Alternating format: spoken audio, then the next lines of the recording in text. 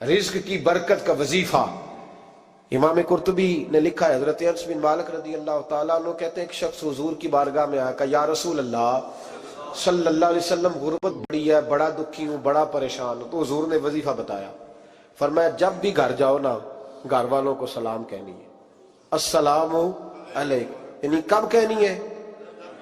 جب بھی جاؤ۔ کب کہنی ہے؟ یعنی گھر سے نکلے ماچس لینے کے لیے، واپس آ کے کہنا السلام علیکم۔ پھر گھر والوں نے کہا ہو یاد نہیں رہا تھا، وہ تو چینی بھی ختم ہو گئی ہے، پھر گئے چینی لینے تو واپس آ کے پھر السلام علیکم۔ انہوں نے کہا خو ناراض نہ ہوئیے گا، پتی بھی نہیں چائے کی۔ اب واپس گئے تو پھر واپس آ کے کیا کہنا ہے؟ تو نبی پاک صلی اللہ علیہ وسلم نے فرمایا جب بھی گھر جا السلام علیکم کہے اور 3 دفعہ سورۃ اخلاص پڑھ دے، اور سورت بھی وہ بتائی جو سب کو آتی ہے، قل هو اللہ احد اللہ الصمد لم یلد ولم یولد ولم یکن لہ کفوا احد۔ 3 دفعہ یہ پڑھ دے۔ صحابی بڑے سیانے تھے، بڑے مسئلے حل کرتے تھے ہمارے، فٹافٹ بول پڑے وہ صحابی، کہنے لگے حضور میری تو چھوٹی سی فیملی ہے، کئی دفعہ بچے گھر نہیں ہوتے، ننھیال گئے ہوتے ہیں، تو پھر کیا کروں؟ حضور نے فرمایا جب گھر میں کوئی نہ ہو تو اپنے نبی پہ درود و سلام پڑھ دینا، تیرے نبی کا کرم تو تیرے گھر میں ہوگا نا۔ حضرت انس بن مالک رضی اللہ تعالیٰ عنہ فرماتے ہیں کہ ہم انتظار میں تھے کہ بندہ واپس آئے اور رزلٹ بتائے۔ کہتے ہیں وہ کچھ دنوں کے بعد واپس آئے تو عجیب بات کی انہوں نے۔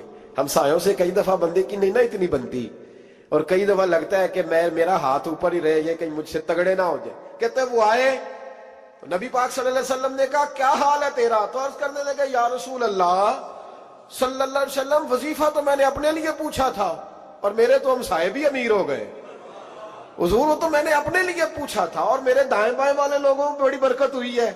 تو میرے محبوب مسکرانے لگے، حضور فرمانے لگے گویا برکتیں تیرے گھر میں جب برسی ہیں تو چھن چھن کے ان کا فیض اللہ نے تیرے ہمسایوں کو بھی عطا فرمایا۔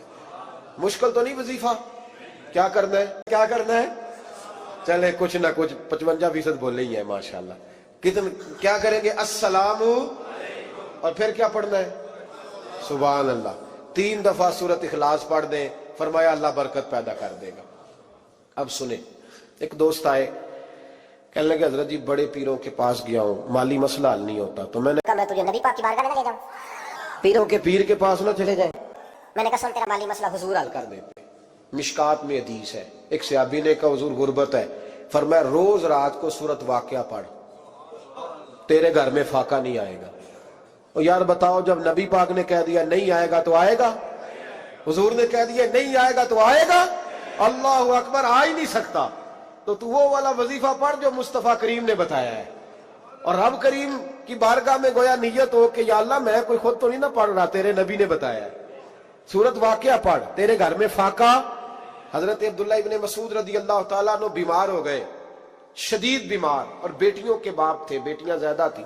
حضرت عثمان غنی رضی اللہ تعالیٰ عنہ کا دور خلافت تھا، جناب عثمان غنی تیمارداری کرنے آئے اور کہنے لگے عبداللہ آپ بڑے بیمار ہیں، ابن مسعود آپ بڑے علیل ہیں، کچھ پیسے نہ بھیج دوں خزانے سے؟ تو حضرت ابن مسعود کہنے لگے ضرورت نہیں، کہا آپ کی بیٹیاں ہیں کام آئیں گے۔ تو آپ فرمانے لگے میں نے بیٹیوں کو خزانہ دے دیا ہے۔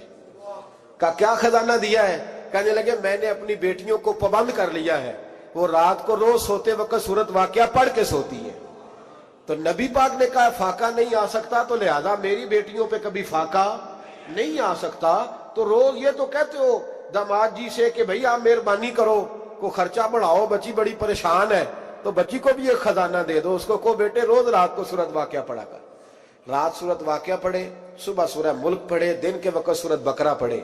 میرے نبی پاک صلی اللہ علیہ وسلم نے فرمایا جس گھر میں سورۃ بقرہ پڑھی جائے جن تو کیا شیطان بھی دوڑ جاتا ہے، تو کوئی جادو اثر کر سکتا ہے؟